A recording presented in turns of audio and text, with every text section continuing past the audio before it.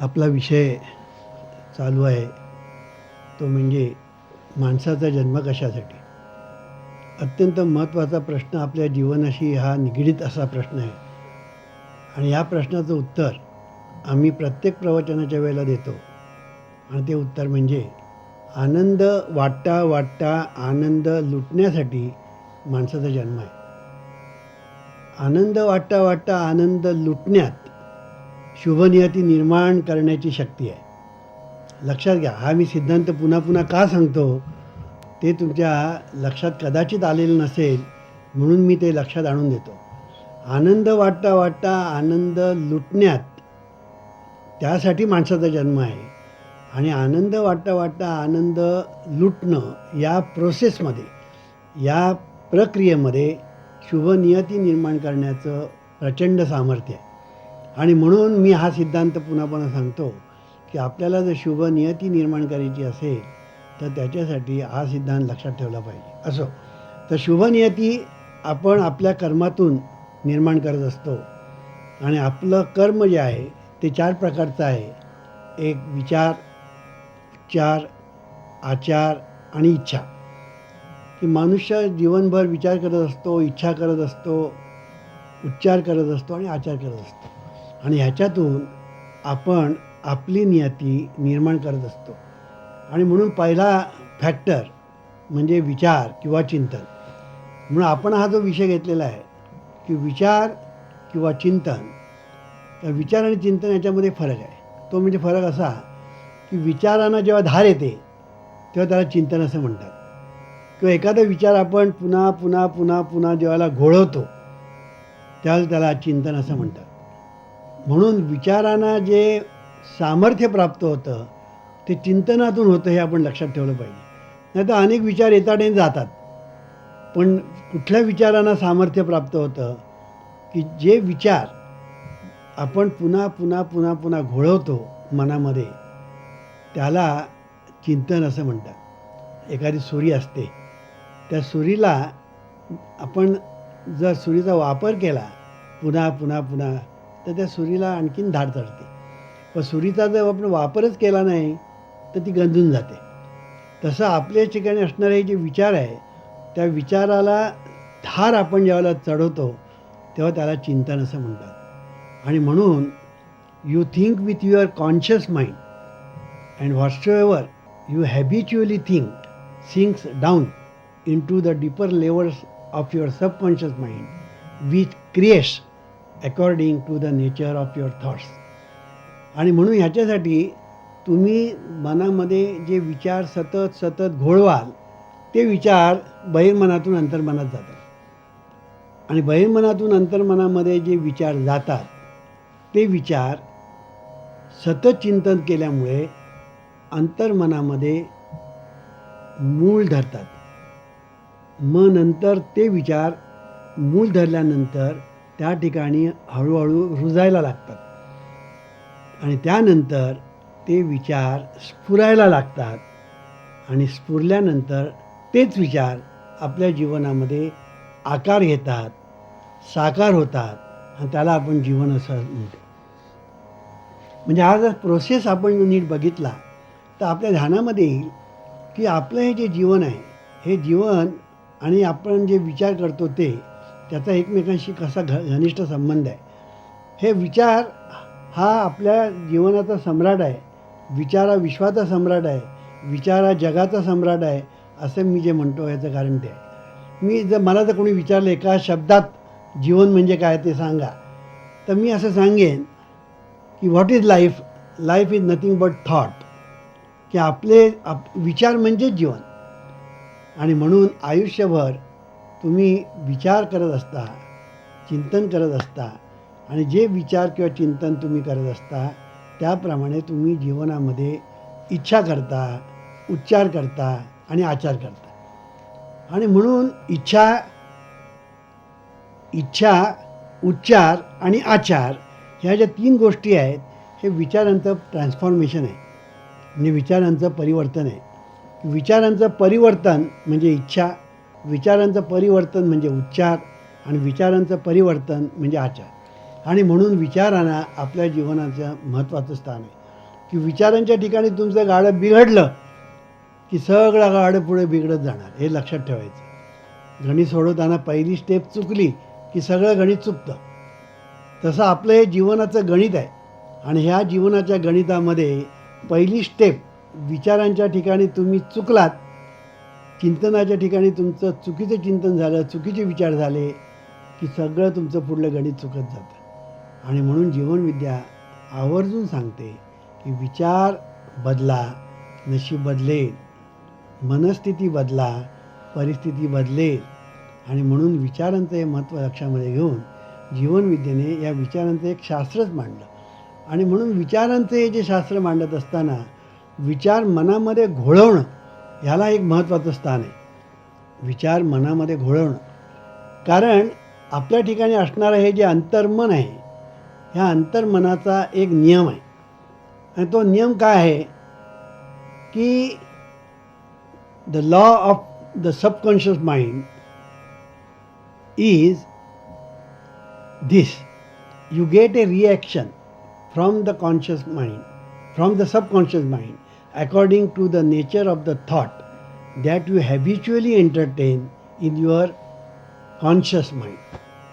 आणि म्हणून आपण आपल्या मनामध्ये म्हणजे बहिर्मनामध्ये जे विचार सतत घोळवत ठेवतो ते अंतर्मनात जातात. ते अंतर्मनामध्ये हळूहळू मुरतात, रुजतात आणि स्फुरतात आणि जीवनामध्ये साकार होतात. हे शास्त्र एकदा तुमच्या ध्यानामध्ये आलं की मग आपण आपले विचार हे सतत चांगलेच ठेवले पाहिजेत.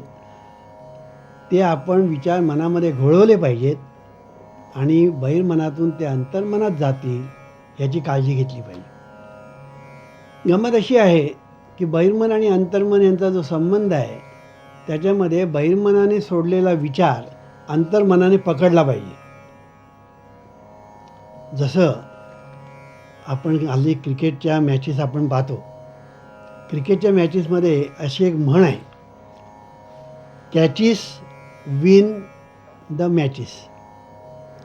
कॅचेस जे जिंकतात, कॅचेस जे पकडतात त्यांचा क्रिकेटमध्ये जय होतो आणि कॅचेस जे टाकतात त्यांचा पराभव होतो. म्हणून कॅचेस विन मॅचेस असं म्हटलेलं आहे. तसं आपलं हे जीवन आहे, तो म्हणजे एक क्रिकेटचा खेळ आहे असं म्हटलं तर.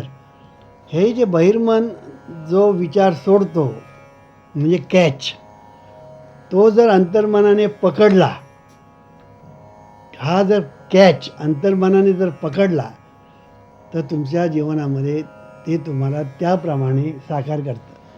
म्हणून यश तुम्हाला पाहिजे का अपयश पाहिजे हे तुम्ही प्रथम ठरवा. आणि मग यश जर पाहिजे असेल तर यशाचे विचार मनामध्ये घोळवत ठेवा, म्हणजे तुम्हाला अंतर्मन त्याप्रमाणे यश देईल. आणि अपयशाचे विचार जर तुमच्या मनामध्ये घोळवत ठेवले तर अपयश तुमच्या वाट्याला येईल.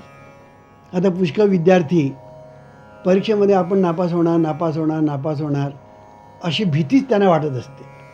ते अभ्यास करतात, अभ्यास करत नाही असं नाही, पण त्यांच्या मनामध्ये एक भीती निर्माण होते की आपल्याला परीक्षेमध्ये आपण पास होऊ का, नाही आपण नापासच होणार, अशी एक भीती त्यांच्या.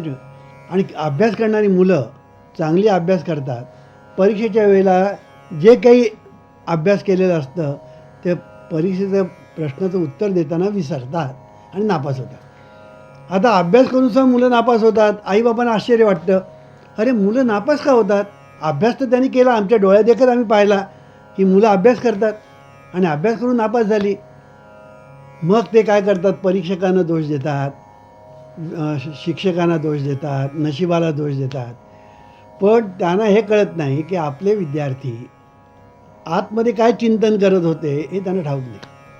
आणि म्हणून त्यांचं चिंतन अनिष्ट चाललेलं असतं की आपण नापास होणार, नापास होणार. किंवा कुठे ते ज्योतिषाकडे जातात आणि ज्योतिषी सांगतो तू ह्यावर्षी नापास होणार, तेच ते डोक्यात घेऊन बसतात, तेच डोक्यात घेऊन बसतात आणि आपण नापास होणार, नापास होणार, नापास होणार हे धरून ठेवतात. आणि परीक्षेच्या वेळेला ते खरोखरच परीक्षेची उत्तरं देऊ शकत नाहीत आणि नापास होतात. हे का घडतं याचं कारण एकच, as you think so you become. तुम्ही जसे विचार करता त्याप्रमाणे तुमच्या जीवनाला आकार प्राप्त होत असतो. हे पहिलं लक्षात ठेवलं पाहिजे. आणि म्हणून law of your subconscious mind works for good and bad ideas alike. लक्षात ठेवा, डॉक्टर मर्फीने हा सिद्धांत फार छान मांडलेला आहे. The law of your subconscious mind works for good and bad ideas alike. The law when applied in a negative way is the cause of failure, frustration and unhappiness. However, if your habitual thinking is harmonious and constructive, you will experience success, prosperity and perfect health. किती सुंदर सांगितलं बघा, की तुमच्या मनामध्ये तुम्ही जे चिंतन कराल, तुम्ही तुमच्या मनामध्ये जे विचार घोळवाल, त्याप्रमाणे तुमच्या जीवनामध्ये तुम्हाला ते प्राप्त होईल. आणि म्हणून विचारानं महत्त्वाचं स्थान आहे, की हे जे सबकॉन्शियस माइंडचं जे शास्त्र आहे ना, हे फार महत्त्वाचं शास्त्र आहे. कारण आपल्याला त्याच्याबद्दल फार कमी माहिती आहे. आपल्याला माइंड म्हणजे मन म्हणजे काय ही ठाऊक नाही, आणि अंतर्मन म्हणजे काय हे त्याहून ठाऊक नाही. त्याच्याही पलीकडे बहिर्मन आणि अंतर्मन यांचा एकमेकांशी संबंध आहे ते ठाऊक नाही. बहिर्मन आणि अंतर्मन यांच्या मिलनातून आपल्या जीवनाचं आपण आपलं जीवन घडवीत असतं हे आपल्याला ठाऊक नाही. आणि ह्याचे परिणाम आपल्याला जीवनामध्ये भोगावे लागतात. आणि म्हणून बहिर्मनातून अंतर्मनामध्ये जो विचार जातो, तो विचार जर आपण घोळवत ठेवला, त्याच्यासाठी एक अभ्यास करावा लागतो. तुम्ही नुसतंच म्हणाल मी विचार करीन आणि माझं काम होईल असं नाही. पुन्हा त्याला प्रयत्नांचं खत घातलं पाहिजे. जसं आपण एखादी बी पेरतो जमिनीमध्ये आणि त्याला आपण खत पाणी घालतो, त्याप्रमाणे एखादा विचार आपण ज्या वेळेला बहिर्मनातून अंतर्मनामध्ये सोडतो किंवा त्याच्यामध्ये आपण पेरतो, त्यावेळेला त्याच्यावर खत पाणी म्हणजे प्रयत्न आणि चिंतन याचं खत पाणी त्या विचारावर जर घातलं तर आपल्याला यश लवकर येतं. पण सांगायचा मुद्दा असा की बहिर्मन आणि अंतर्मन यांचं शास्त्र न समजल्यामुळे अंधश्रद्धेचं मूळ ह्या ठिकाणी आहे. अंतर्मनाचं शास्त्र न समजल्यामुळे सगळं अंतर्मन, ज्याला आपण अंधश्रद्धा म्हणतो, त्या अंधश्रद्धेचं जे मूळ आहे ते इथे आहे, की अंतर्मनाबद्दलचं अज्ञान. जगामध्ये ज्या सगळ्या समस्या निर्माण होतात त्याचं मूळ अंतर्मनमध्ये आहे. जगामध्ये जे दुःख भरलेलं आहे त्याचं मूळ अंतर्मनाबद्दलचं अज्ञान हे आहे. जगामध्ये ज्या समस्या निर्माण होतात त्यांचं मूळ अंतर्मनाबद्दलचं जे अज्ञान आहे त्यामध्ये आहे.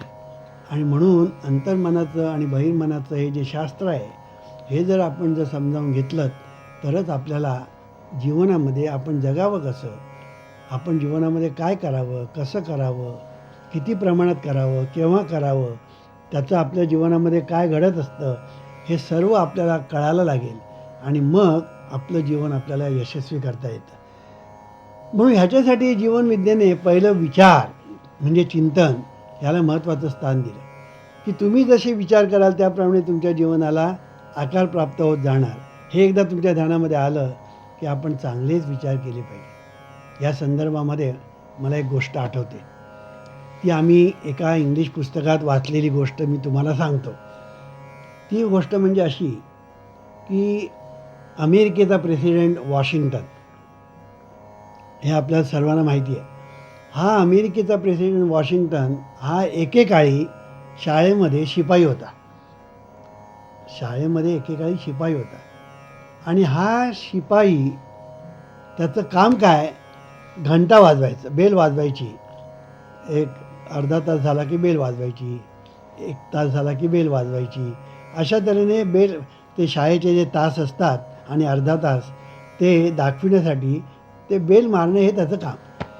आता बेल मारण्याचं काम त्याचं असल्यामुळे शाळा संपल्यानंतर मुलं घरी जातात, शिक्षकही घरी जातात. राहतात ते फक्त तिकडचे जे कोण काम करणारी मंडळी ती तेवढे राहतात, दरवाजे बंद करणं वगैरे वगैरे वगैरे.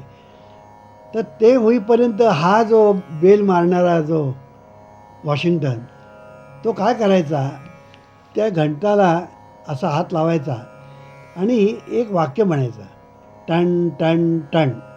अमेरिकेचा प्रेसिडेंट वॉशिंग्टन, असं तो आपला म्हणायचा. टन टन टन अमेरिकेचा president Washington.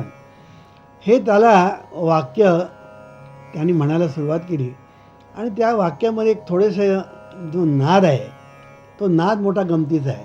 Ton ton ton अमेरिकेचा प्रेसिडेंट वॉशिंग्टन. म्हणजे त्या वाक्यामध्ये एक प्रकारचं काव्य आहे, त्या वाक्यामध्ये एक प्रकारचं मोहकथा आहे. ते वाक्य म्हणता म्हणता म्हणता म्हणता तो एक गमतीने म्हणायचा. मग त्याला हे काही शास्त्रातलं माहिती होतं अशातली गोष्ट नाही. तो आपला गमतीने म्हणायचा टन टन टन अमेरिकेचा प्रेसिडेंट वॉशिंग्टन. हे तो गमतीने म्हणायचा, त्याला एक गंमत वाटायची. आणि पुढे त्याला काय झालं, ते गंमत म्हणून म्हणता म्हणता म्हणता म्हणता तो त्याच्यामध्ये रमायला लागला. तो हळू बेल वाजवायचा, मोठाने वाजवायचा नाही, तो हळू बेल वाजवायचा. आणि बेल वाजवत असताना टन टन टन अमेरिकेचा प्रेसिडेंट वॉशिंग्टन असं म्हणता म्हणता म्हणता तो त्या वाक्याशी, ते जे वाक्य जे आहे त्या वाक्याशी तो समरस व्हायला लागला, एकरूप व्हायला लागला. आणि ते वाक्य हळूहळू हळूहळू सतत म्हणत राहिल्यामुळे, मनामध्ये घोळवत ठेवल्यामुळे ते हळूहळू त्याच्या अंतर्मनामध्ये जाऊ लागलं. अंतर्मनामध्ये ते गेलं. आणि तुम्हाला आश्चर्य वाटेल, हा एकेकाळचा एका शाळेतला शिपाई, त्याच्या जीवनामध्ये मग अशा काही घटना घडत गेल्या की तो अमेरिकेचा खरोखरीच प्रेसिडेंट झाला. आता ह्या गोष्टीमध्ये मुख्य सार आपण काय घ्यायचं, ते एकच घ्यायचं की त्यांनी जे चिंतन केलं ते शुभचिंतन केलं. त्यांनी जे चिंतन केलं ते शुभचिंतन केलं. किंवा ह्याचं वाटोळं होऊ दे, त्याचं वाटोळं होऊ दे, असलं काही चिंतन केलं नाही. हा मेला मरू दे असलं घाणेरडे चिंतन केलं नाही. किंवा कुठलं तरी डोक्यामध्ये घाणेरडे विचार किंवा चिंतन असलं काय केलं नाही. त्यांनी चिंतन एवढंच केलं, अमेरिकेचा प्रेसिडेंट वॉशिंग्टन, अमेरिकेचा प्रेसिडेंट वॉशिंग्टन. अशा तऱ्हेने त्यांनी जे चिंतन केलं ते चिंतन त्याच्या नकळत त्याच्या मनातून, बहिर्मनातून अंतर्मनात गेलं. आणि अंतर्मनाने एकदा पकडल्यानंतर ते काम करतं.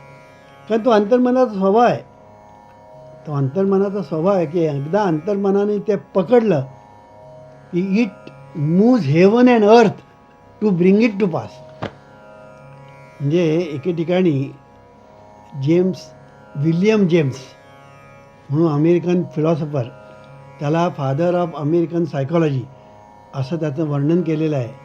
तो विल्यम जेम्स, त्याचं त्याने असं एके ठिकाणी म्हटलेलं आहे, the power to move the world is in your subconscious mind which is one with infinite intelligence and boundless wisdom.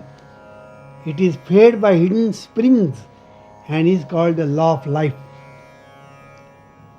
Whatever you impress on the subconscious mind, the latter will move heaven and earth to bring it to pass. You must therefore impress it with right ideas and constructive thoughts. हे William जेम्सने हे जे सांगितलेलं आहे ना, हे इतकं सुंदर सांगितलेलं आहे. तो म्हणतो एकदा बहिर्मनातून अंतर्मनामध्ये ते गेलं आणि अंतर्मनाने ते पकडलं की मग अंतर्मन म्हणजे subconscious mind will move heaven and earth to bring it to pass. म्हणजे आपण म्हणतो की नाही की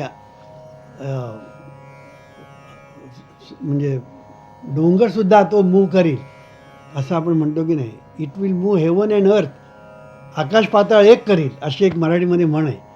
मराठीमध्ये एक म्हण आहे, आकाश पाताळ एक करणं. तसं हे जे अंतर्मन आहे, हे अंतर्मन आकाश पाताळ एक करील. आणि तुमच्या ठिकाणी असणारा हा जो विचार, जो चिंतन रूपाने बहिर्मनातून अंतर्मनात गेला आणि तो जो अंतर्मनाने पकडला, तो तुमच्या जीवनामध्ये साकार करण्यासाठी हे अंतर्मन आकाश पाताळ एक करील, असं विल्यम जेम्सनी म्हटलेलं आहे. फार सुंदर म्हटलेलं आहे. आणि ही गोष्ट खरी आहे, हे आपण लक्षात ठेवायचं. आणि म्हणून याच्यासाठी जीवनामध्ये महत्त्वाची गोष्ट म्हणजे आपण सतत शुभचिंतन, शुभविचार केले पाहिजे. हे शुभचिंतन, हे शुभविचार, त्याच्यावर प्रयत्नांचं खतपाणी घातलं पाहिजे. हे प्रयत्नांचं खतपाणी आपण जेव्हा घालतो आणि सुंदर विचार मनामध्ये घोळवतो, त्यावेळेला आपल्या जीवनामध्ये जे आपल्याला पाहिजे ते आपल्याला प्राप्त होतं. म्हणून जीवनविद्या काय सांगते, जसं रथाला 2 चाकं असतात, तसं आपल्या जीवनरथाची 2 चाकं आहेत. एक चाक म्हणजे प्रार्थना आणि दुसरं चाक म्हणजे प्रयत्न. प्रार्थना आणि प्रयत्न ही 2 चाकं आहेत. म्हणून प्रयत्न करायचे, प्रार्थना म्हणायची, प्रयत्न करायचे. असं तऱ्हेने तुम्ही प्रार्थना आणि प्रयत्न ह्या 2 गोष्टी सतत करत राहता, त्यावेळेला तुमच्या जीवनामध्ये तुम्हाला सुख, शांती, समाधान, यश, समृद्धी सर्व काही प्राप्त करून देण्याचं सामर्थ्य या अंतर्मनामध्ये आहे. आणि म्हणून याच्यासाठी सतत शुभचिंतन करण्याचा आपण अभ्यास केला पाहिजे. तुम्ही म्हणाले आपोआप होईल का हो? आपोआप कुठली चांगली गोष्ट होत नाही. चांगली गोष्ट करायची म्हणजे प्रयत्नच करायला पाहिजे. अभ्यास प्रयत्नपूर्वक करावा लागतो. पण खेळ म्हणून सांगितलं त्याला प्रयत्न करायला नको, खेळतोय. मुलांना काय सांगावं लागत नाही खेळ म्हणून, ते खेळतातच. अभ्यास कर म्हणून सांगावं लागतं आणि त्याच्यासाठी प्रयत्न करावे लागतात. तसं आपल्या जीवनामध्ये चांगले विचार घोळवणं ह्यासाठी प्रयत्न करणं आवश्यक आहे. ते तुम्ही म्हणाल आपोआप होऊ दे, किंवा सद्गुरूची कृपा होऊ दे, किंवा एखाद्या बुवा बाबाची कृपा होऊ दे, किंवा एखाद्या देवऋषीची कृपा होऊ दे, किंवा उदी भस्म अंगारे घे, अशाने होणार नाही. त्याच्यासाठी प्रयत्नच पाहिजे. आणि म्हणून तुम्हाला यश पाहिजे का अपयश पाहिजे, सुख पाहिजे का दुःख पाहिजे, चांगलं पाहिजे का वाईट पाहिजे, हे तुझ्या हातात आहे. म्हणून तूच आहेस तुझ्या जीवनाचा शिल्पकार. ईश्वरा सर्वांना चांगली बुद्धी दे, आरोग्य दे, सर्वांना सुखात आनंदात ऐश्वर्यात ठेव. सर्वांचं भलं कर, कल्याण कर, रक्षण कर.